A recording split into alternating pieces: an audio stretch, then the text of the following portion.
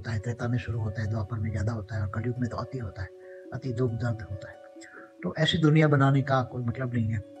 दुनिया तो भगवान ने अच्छी बनाई थी, परम पुरुष परम प्रकृति बनाई थी, मगर धीरे-धीरे करके गिर गए। परम पुरुष परम प्रकृति से गिर कर देवता बने, देवता से मनुष्य बने, मनुष्य फिर 7 पाताल लोक में असुर बन गए।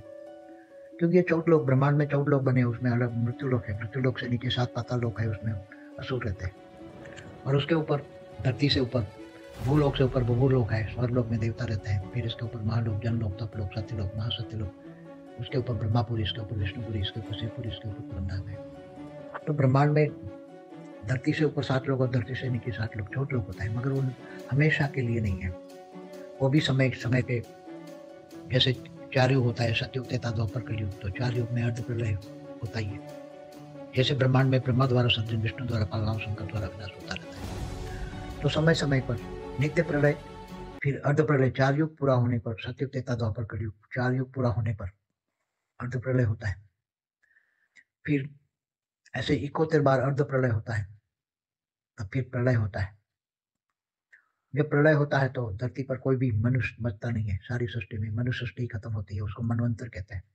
मनवंतर मानव, मनुष्य सृष्टि टोटल मानव खत्म होते हैं, नई मनुष्य सृष्टि बढ़ती है, तो उसको मनवंतर कहते हैं। ऐसे 14 मनवंतर होने पर कल प्रलय होता है। कल प्रलय में भूलोक, भूगुरलोक, स्वरलोक, तीनों लोक और नीचे 7 पाताल लोक, सब स्वर्ग नरक सब खत्म हो जाता है। भगवान विष्णु सूर्य में प्रवेश करके काल अग्नि पैदा करके सब कुछ जला के खत्म कर देते हैं। फिर ऐसे तो ब्रह्मा का एक दिन होता है।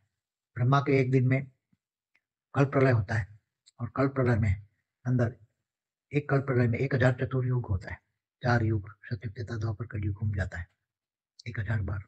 तो 1000 बार कलयुग में बहुत अर्ध प्रलय होते हैं। ब्रह्मांड, जब ब्रह्मांड की आयु पूरी होती है, ब्रह्मांड की आयु ब्रह्मा का 100 साल होता है, तो पूरा 100 साल पूरा होने पर ये जो ब्रह्मांड की रचना की है ब्रह्म, निर्गुण निराकार ब्रह्म ने, जो निर्गुण निराकार ब्रह्म ने जो रचना की है, जो रचयिता है, ब्रह्मांड का रचयिता है, क्रिएटर है, मालिक है, वो सूर्य में प्रवेश करके काल अग्नि पैदा करके पूरे ब्रह्मांड को जलाकर भस्म कर देता है। तो उसको महाकल्प प्रलय कहते हैं। तो महाकल्प प्रलय में पूरे ब्रह्मांड का विसर्जन हो जाता है। तो सर्जन विसर्जन, सर्जन विसर्जन होता रहता है।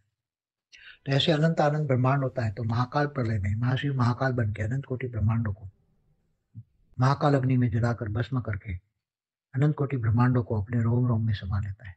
तो वहां भी महाकाल, महाब्रह्म, महाशिव, महाकाल, महाकाल भी विनाश करता है। महाकाल प्रलय, तो अर्ध प्रलय, प्रलय, कल प्रलय, महाकाल प्रलय, महाकाल प्रलय, ये चलता ही रहता है अविरत। उसका कभी उसको बंद नहीं होता है।